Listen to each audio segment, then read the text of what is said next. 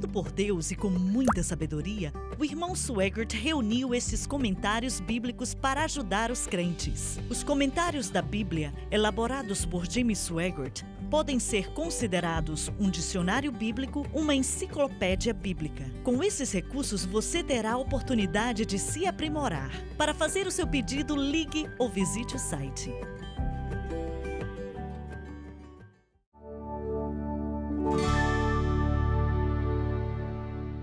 Estamos de volta. Você estava dizendo algo e tivemos que ir para o intervalo por causa do tempo aqui. O que você queria dizer? Não sei, irmão Suega. Eu estava tentando dizer que o que vocês estão fazendo, eu estava te encorajando. Queria que você soubesse que está em meu coração como em minha cabeça. E me mudei para cá para me juntar a você. E o Espírito Santo me enviou aqui para te ajudar, para encorajar você e para ajudar outras pessoas. Estou aprendendo muita coisa, mas a ênfase sobre a cruz, a ênfase sobre uma vida santificada, isso é algo que não tem sido parte da minha ênfase, meu Deus do céu, dos anos 80 até o tempo que cheguei aqui. Então, por uns 30 anos, não era parte da minha ênfase. Enfatizamos a salvação, batismo com o Espírito Santo, depois alguns temas psicológicos e outras coisas. Mas nos voltando de volta à cruz, é necessário, e agradeço a Deus por isso, irmão Sueger. Deus te ajudou a entender e vocês entendem com Ele, vocês estão pregando, eu te dou os parabéns e falo, temos que ouvir mais disso, tá? Ontem eu perguntei para Francis, porque ela que recebe os e-mails, ela tem uma pilha desse tamanho todos os dias, você já viu, né?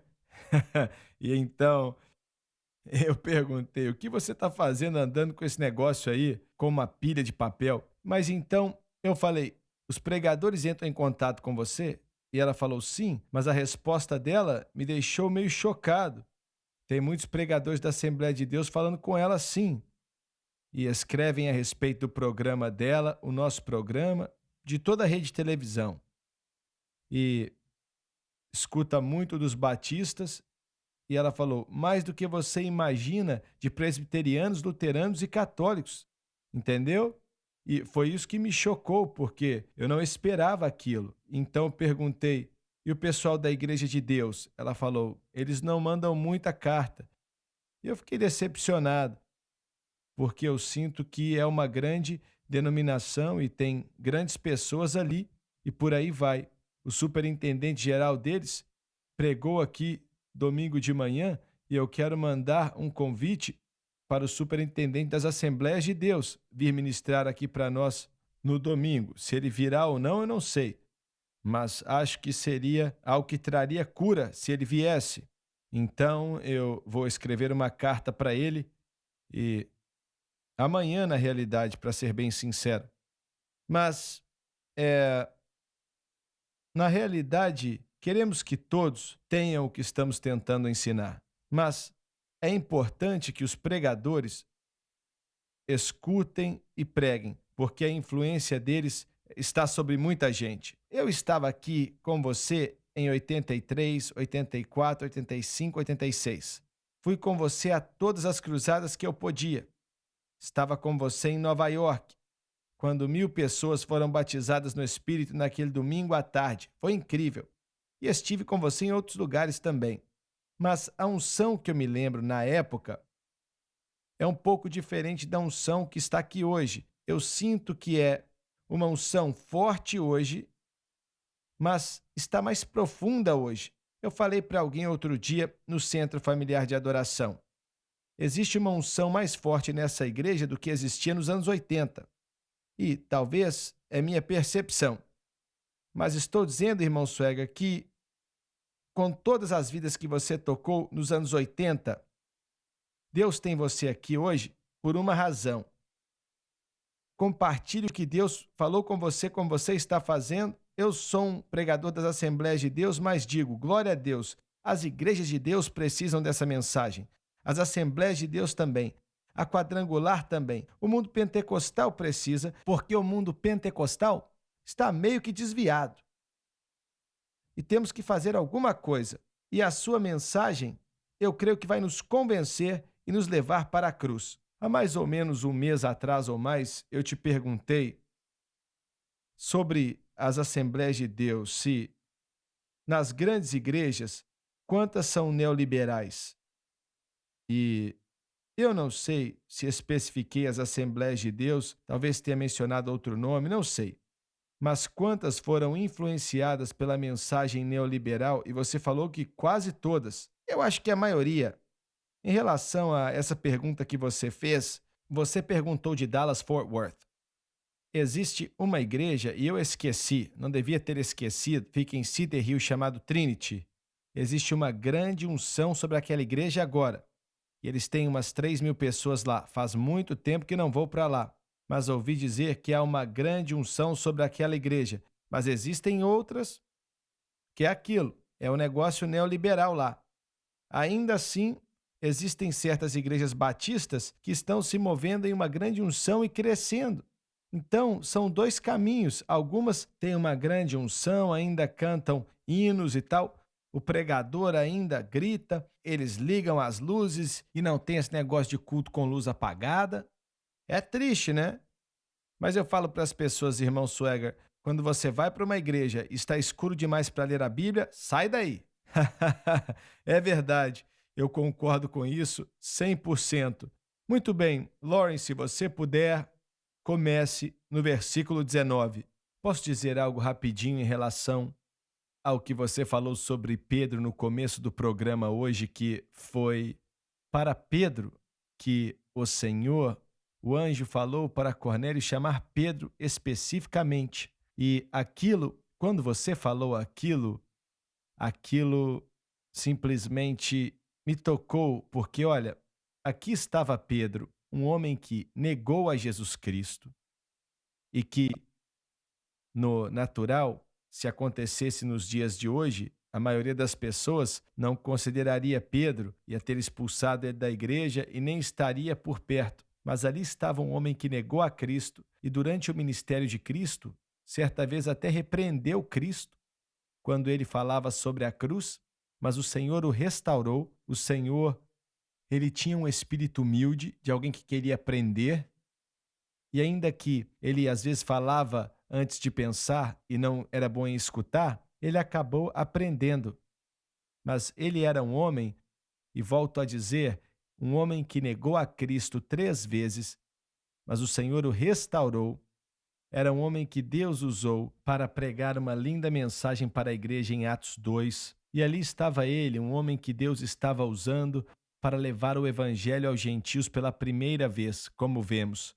E simplesmente me deixa maravilhado com a restauração de Deus.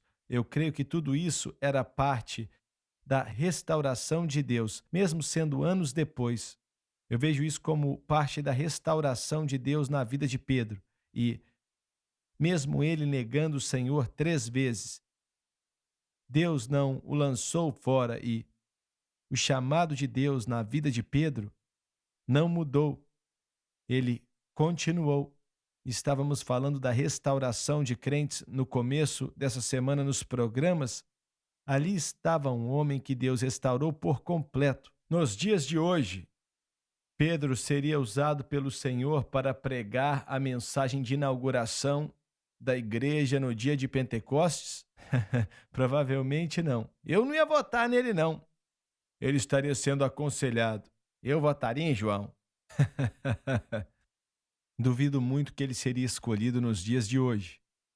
Mas quer saber de uma coisa? Até mesmo no clima religioso daqueles dias, ele também não teria sido escolhido, senão pelo próprio Senhor Jesus Cristo restaurando a ele. E tem mais, é que eu acredito que é maravilhoso como o Senhor, ele era aquele.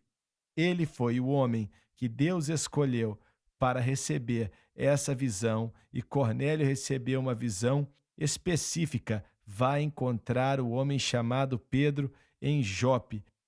Eu acho que a restauração de Deus é maravilhosa. Todos nós somos uma obra em progresso. Nunca chegamos a um ponto que podemos dizer: Aqui está o meu diploma, estamos formados e eu não tenho mais nada para aprender porque sei de tudo. Eu não acho que isso aconteceu ou vai acontecer. Uma vez escutei o Aaron Trotter dizer, foi como uma declaração assim, meio que comum. Ele disse que se um dia ficássemos perfeitos, como Enoque e Elias, o Senhor ia nos arrebatar. Porque se ficássemos aqui mais um pouco, deixaríamos de ser perfeitos. Quero fazer uma pergunta para vocês. A Bíblia diz que, enquanto Pedro pensava na visão, o Espírito disse para ele: 3 homens estão te procurando. Eu sei qual é a resposta, mas vou perguntar assim mesmo. Você crê que o Espírito Santo ainda fala com pessoas hoje? Oh, com certeza. Com certeza. E o que ele fala? O que é necessário, seja o que for preciso para cada um de nós. Você se lembra bem aqui nesse estúdio, um irmão que é amigo nosso, que é batista, ele disse, e eu não sabia, nunca tinha escutado falar que os batistas não acreditam que o Espírito Santo fala com ninguém nos dias de hoje. Lembra disso? Eu lembro. E você já ouviu isso, Dr. Gray? Não, ando muito com os batistas e eles acreditam que o Senhor fala com eles.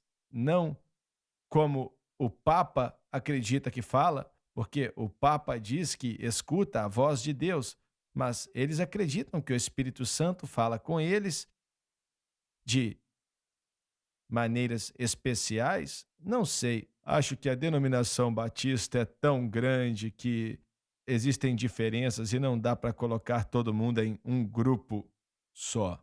Você conheceu o W.A. Criswell? Somente por correspondência, mas nunca em pessoa.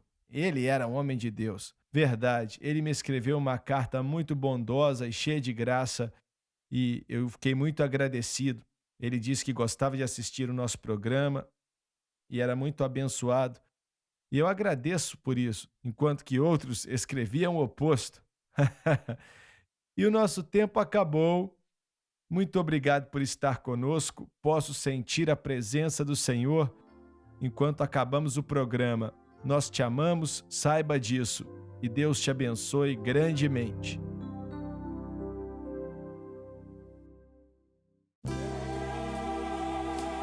Obrigada por assistir o programa de hoje, um estudo na palavra. Assista os programas arquivados online no site sunlifetv.com.